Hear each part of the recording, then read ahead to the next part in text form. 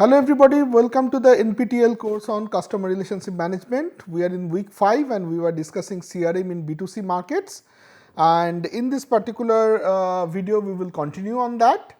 So I will just go to the corresponding slide. So in the last class we were discussing about a situation that how various kinds of B2C CRM strategies have been taken sometimes by even certain cities like Las Vegas, and how Las Vegas has evolved over time using this CRM strategy.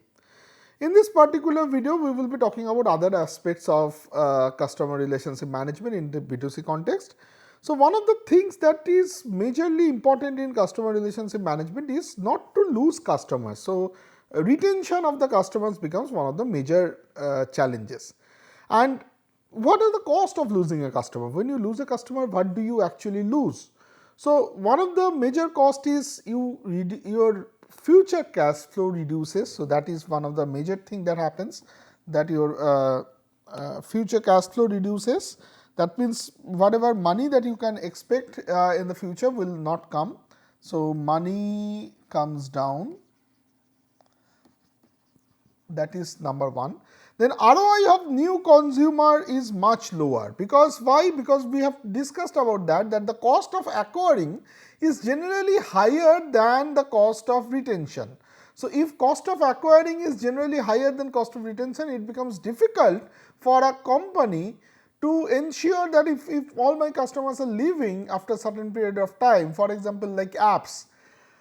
Life of an app, lifespan of a customer in an app is probably sometimes, depending on which app it is, it may be probably 2 months, 3 months, it can be, let's say it's a gaming app. People generally lose interest after a certain period of time. So, 2 months, 3 months, 4 months is the average lifespan in an app. So, they have to keep on innovating, and this keeping on innovation is very costly for various kinds of app providers, and that is why this ROI of new consumers is much lower. That kind of problem comes in. So, your future cash flow is getting cut, and the ROI of the new customers that you can deal with is also something that is creating a problem, because ROI is much lower. The cost that you incur to acquire and attract the attention of the new customers is much higher than the money that they will generate. People will not put out their pocket in the first day itself or in the first month itself. They will, even in the apps, this purchasing in the apps will start happening, or the advertisements revenue will start generating when I repeatedly visit one particular app. Otherwise, I will not buy from that particular app, or if my traffic is low, for me, advertisements revenue which can be attributed to me as a customer will not be that high, but acquisition cost will be high, so ROI will come down.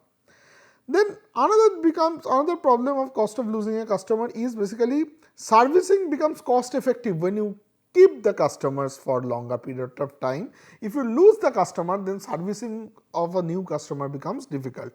So, older customers, you can actually handle them for long time without any problem, because you have known what are the likes and dislikes of this customer, what he is looking for, what are the exactly service quality performance that he or she is looking for. So, that kind of a issue is there when you can keep the customer for longer period of time. Now, if you lose the customer at a certain period of time, then the servicing cost goes up. So, that is also, so not only the acquisition cost, but also the service cost, which is basically providing a value to this particular customer, becomes more costly. Now, if you lose the customer, generally for loyal customers you can charge premium, which is not also a case when it is a case for not so loyal customers or new customers. You cannot charge premium to new customers at the very first day. So, oftentimes if I have been there with you for long period of time, you can customize the service or you can customize the product which is required to me, and then you can charge a premium, and I might be happy to pay the premium. You will see that many times Netflix and other kinds of subscription based apps or even your mobile phone Vodafone numbers and let us say Jio numbers and etc., keeps on sending you emails after certain period of time you are there in a particular package. They know that okay, you are in this package, you are using this package, then they try to cross sell or upsell. That now upselling is something that is pushing, but sometimes they can also charge a little bit of premium on the whatever services they are giving to you. They can increase the price a little bit and you will be still okay to paying this price because you are getting value out of it. Now long term relationship gives that value, short term relationships generally do not ensure value because the company is not able to understand your needs and demands till now. So, in that kind of a situation, it is better to charge lower so that the customer stays back. But if the customer you lose the customer, then the probability or the capacity of charging this premium price becomes lower. So, that is also something is a actually this is also related to the revenue loss that I was discussing a little bit back, but together these are two important aspects that we have to understand. So, one is revenue loss, which is the regular revenue loss, which is the customer lifetime value that you are losing out because he is not purchasing anything from you. Another is that he is not purchasing the top up things also, he could have purchased the extra things also, which is something that we are also losing. So, both of these two things has to be kept into your consideration. The fifth aspect is losing referrals. So, losing referrals is also another important factor because see, in a service context or even in a digital context in today's world, everybody is connected with each other. So, what I do, what I say, what I consume actually does not only impact me, it impacts my social network also. One of the classic example that we generally watch. So, if there was a time when we used to watch this Game of Thrones. So, another important problem is losing referrals. So, today we are living in a connected world, and in this connected world what is very common is that whatever I consume, I say in the social media, or what I believe and what I post, that impacts my social network also. There was one time when we all used to see this Game of Thrones together. Right now in the age of Netflix and etc., we are watching certain series. Let's say there is a series called Bundy's Bandits, which we were watching and we were discussing. And these discussions between the audience actually improves the TRP or whatever is the popularity index in a digital world. That increases when people discuss with each other. So, that kind of positive word of mouth and etc. is something which is very important. Now, that is something that you will lose if your customers do not even get the enough time to create a positive attitude towards you, so that they could go back to the online media like Facebook or Twitter or Instagram and talk about you. If they are not talking about you, if they are not referring others that why don't you watch this. For example, one of my students have actually referred certain series to me. Unless they have referred those series to me, I would have not gone and watched those series in Netflix. But now that they have referred to me, and I know that okay, this is something that has been I would say tested by my students, and I actually believe on his test, TASTE. In that kind of situation, I would probably go and watch the series based on the recommendation of somebody whom I believe, whose interests and etc. matches with me. So, then if I go and watch that series gets some revenue generated from the platform. Similarly, if you lose these customers, then the referrals stops happening, and if the referral stops happening, then further revenue generation is also cut off. So, there are three streams of revenue that is basically stopping if you losing customer. One is whatever the customer would have been bought in a regular basis, whatever premium products you would have bought, and whatever other customers you would have referred to and revenues from those customers. These three streams of revenues you are losing if you are losing one customer. So, you have to be very careful, a company has to be very careful when they are losing customers, and less likely to get attracted by competitors. Generally loyal customers are less likely. The moment some customers are losing, you are not only you are losing the customer does not mean that the customer is not watching any more series. If Netflix is losing customer or Hotstar is losing customer, that does not mean that this particular person is not anymore interested in digital entertainment. It might be a case that he is moving to Prime Video. So, your competitor might be actually attracting those customers. If your customer is loyal to you, then this kind of situation does not happen. But if he is not loyal to you, if he is moving out, then not only you are losing money, your competitor is gaining money. So, it's a probably it's cutting in both sides, and that is why losing customer is one of the major things that we have to be aware about. Now, what are the ways to manage defection? One is, the major way to manage defection is probably defining what is defection and mechanism to identify the customers. This is one of the major things that happens. For example, I have given this example quite a few times, and again I am repeating that in a service context, a customer might not just leave you by not paying the money to you. For example, this Netflix, I might have bought the subscription for 1 month. In the next month, if I do not buy the subscription, you can say that okay, this guy is probably leaving, I have to try to catch him. On the other hand, in case of Hotstar or in case of Prime Video, the amount is, I think currently the amount is 1000 rupees per year. I can pay that 1000 rupees and I can get a yearly subscription. In Netflix, it is 500 rupees per month, if I am not wrong. So, 500 rupees per month, then some people actually pay monthly basis, some people probably pay in the yearly basis also, but if I am going for monthly subscription, you have an option to check that whether this customer is there with you or not every month. But if I am going for a yearly subscription, you might only be aware that whether I left you only at the end of the year. So, only focusing on my monetary behavior, my purchase behavior is not the right way. Then what I would have done? If my competition is Hotstar and I am Prime Video, I would have checked that okay, this guy is not watching Prime Video for last couple of months. It's not only that he has paid probably in March and then he will pay in next March, but in between this March 2020 and March 2021, in between that, for a period of 3 months he has not watched anything. And if a period for 3 months he have not watched anything, I might think that okay, this guy must have been watching somewhere else, and I will see that what are the products, what are the series, what are the videos that this guy have watched in my platform, and what is the competing videos that are coming or similar kind of videos which are going on in another platform, and probably this guy has switched from here to there. So, his profile might be active, but still he might be an inactive customer and he has a potential to leave in the next year. We have to identify them. Similarly, so let us say many people have salary accounts and a separate account in a bank.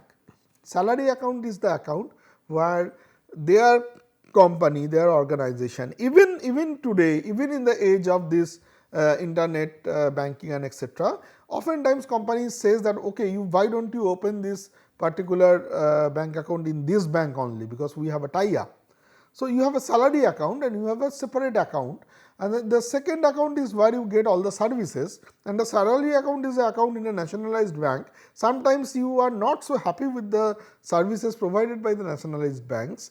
That is why, but your organization has told that okay, we are a government organization, we can only pay you in nationalized bank probably. So, at some point of time it was being told. So, you have opened this account, you do not want to close the account in this nationalized bank, because there are certain kind of services which are easily available, less costly in a nationalized bank, but there are certain kind of services which are not even available at a basic level or at a level where you will be satisfied in the nationalized bank. So, you have another bank account, and every month in the starting the money comes to this bank account, and every 10th of a month, 10th August, 10th September, 10th October, you have made a rule that a chunk of money will go from this account to that account. So, then are you a customer of this nationalized bank? Because it's like, let's say 50,000 rupees comes every month. Let's assume 50,000 rupees comes every month. So 50,000 rupees comes in every month, stays for 10 days. So for 10 days your account balance is 50,000. For the rest 20 days your account balance is, let's say, 0. You move out all the money. So then what is your average account balance? Your average account balance over the month is 50 by 3, because first is 50 for 10 days and then 0. You just do the calculation, 50 into 10 plus 0 into 20 by 30. So that becomes 50 by 3, 16,000. So 16 point something something thousand is your mean account balance, MAB, that what they say, which is good enough. Your account will not be closed. They will think that, okay, this guy is a active customer, but and every month there is a transaction happening. So still two transactions happening practically. One money is coming to your bank account and then one chunk of money is going out of your bank account. So 2 transactions every month. This guy is active. It's not idle customer. But actually you are an ideal customer. You are not a customer who is doing all these banking services with this nationalized bank. You are actually putting all your money in the second bank account, and that is where you are doing your FD, that is where you are doing your the mutual fund purchases, investments, these, that, e-commerce purchases, blah blah blah, from where the bank is actually generating money.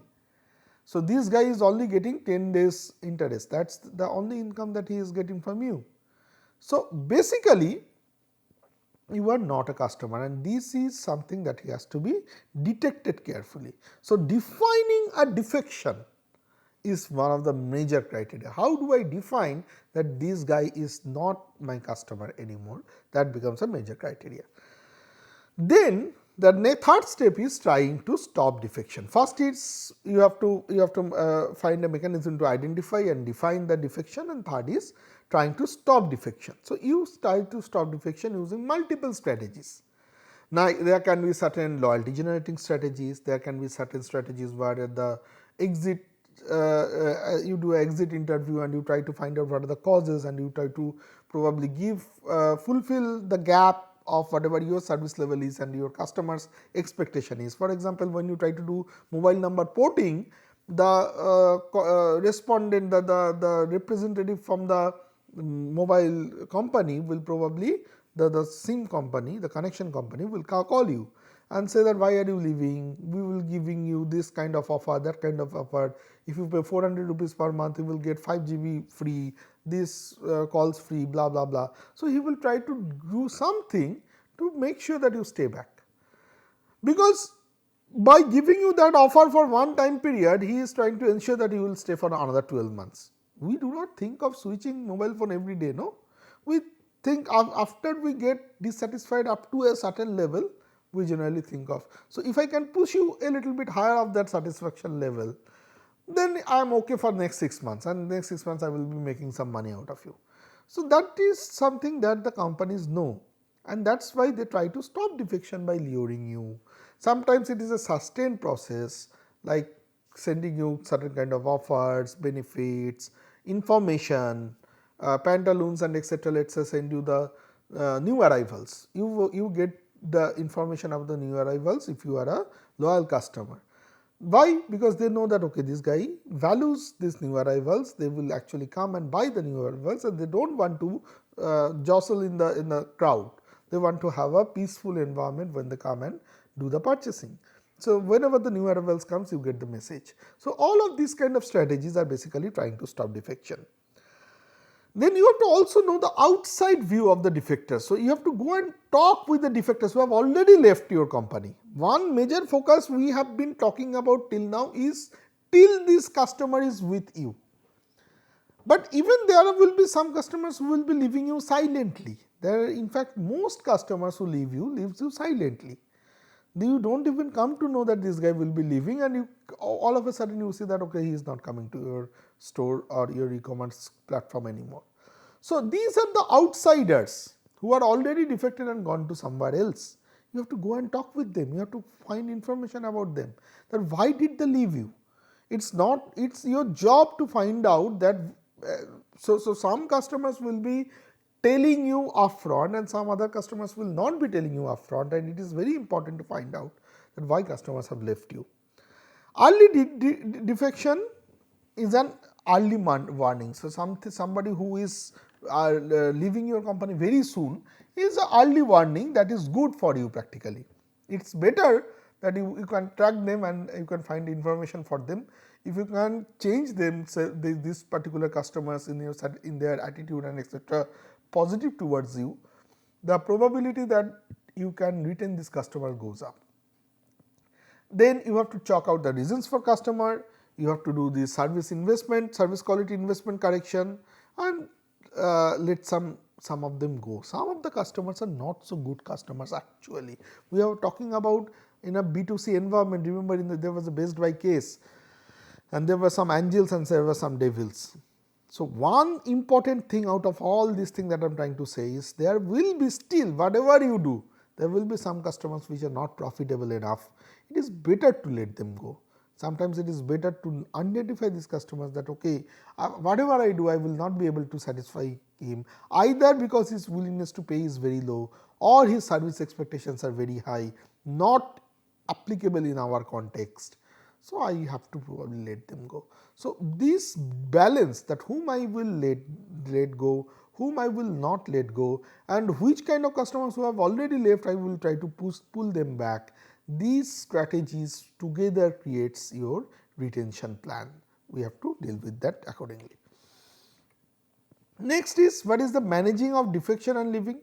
Okay, so we discussed about this. The next is the service recovery part. So, one of the major reason why customers leave in a different class we were talking about, that we customers feel that you are not giving enough importance to this to the customer. That is one of the major reason why customers leave.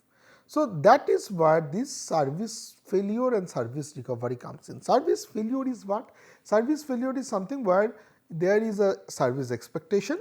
So, this is my expectation, expected service quality. If you, this is my satisfaction zone and this is my dissatisfaction zone, or basically service failure zone.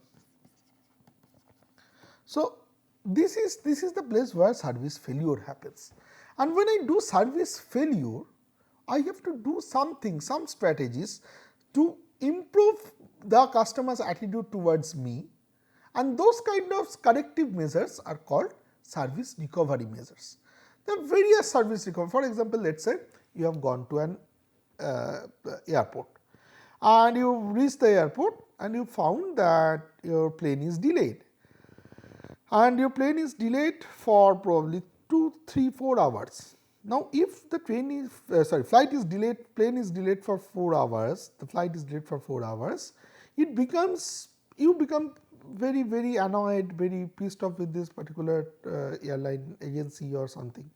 So, what these airline agencies should do, if you are a valued customer, they will try to know that what are the reasons, that what kind of annoyance you are having, what kind of dissatisfaction you are having, and they will try to do something to make sure that dissatisfaction can be removed. In hotels, let us say you will get, sometimes they give you free upgrades if you are annoyed, or let us say they give you certain kind of discounts. Sometimes simple apology is enough. Sometimes they also do they send a note to you, sometimes they give you some gifts. So, there are various ways to handle a service failure situation. When a service fails, there are different kinds of ways that you can do to ensure the service recovery happens. So, this is why one of the very major part of customer relationship management in B2C, that how I can do various kinds of service recovery. Now, what we have studied is that generally there are various kinds of customers that are there. There are two different types of customers are there. One is we call the complaining customer and another is non-complaining customer. So, complaining customer is the customers who expect something from you. Only then a customer will verbally complain when they expect a resolution, when they expect a service recovery will happen. There are other customers which are non-complaining. There can be two reasons for non-complaining. One reason is the failure is not high enough. According to this customer, these customers are shy, or the customers are shy,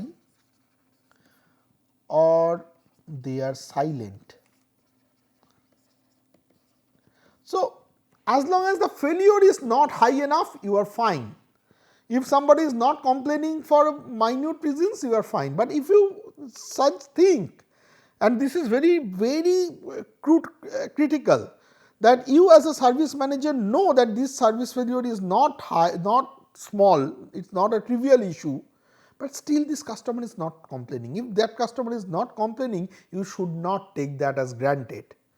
We often have a strategy that, okay, as long as the customer is not complaining, I will not do anything. You should not do that, because the customers might be shy, the customers might not be vocal. There are various cultural aspects that comes in where customers will be vocal or not. In Indian kind of context, we are generally shy, we generally do not complain, but in an individualistic society, people complain a lot.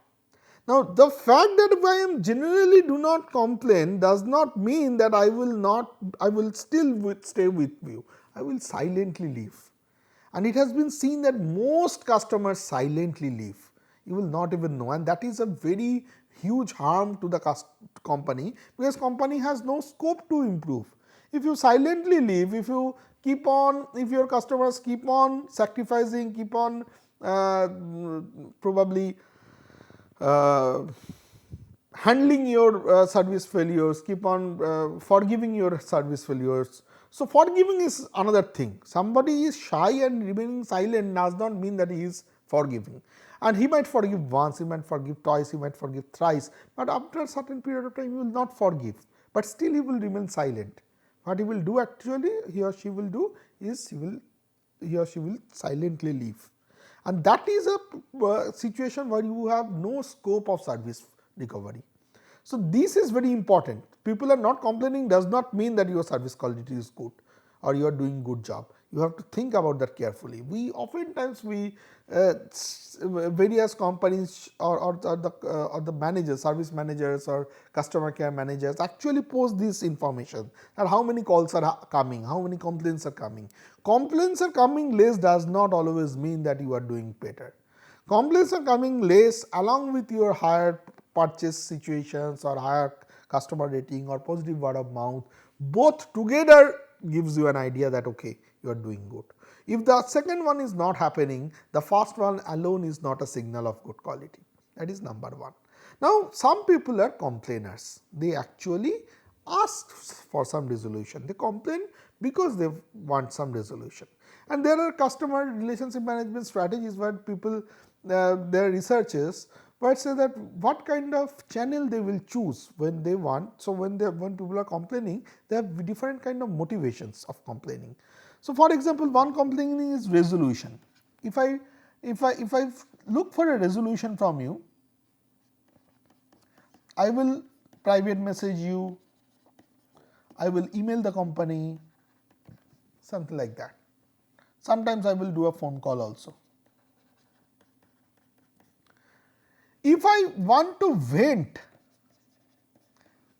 let us say resolution was not given and I want to vent out my frustration, or I do not expect any resolution from you, but I am very pissed off and I want to vent out my frustration. So, if I want to just vent out my frustration, I will go for a second channel, which is basically, let us say, social media,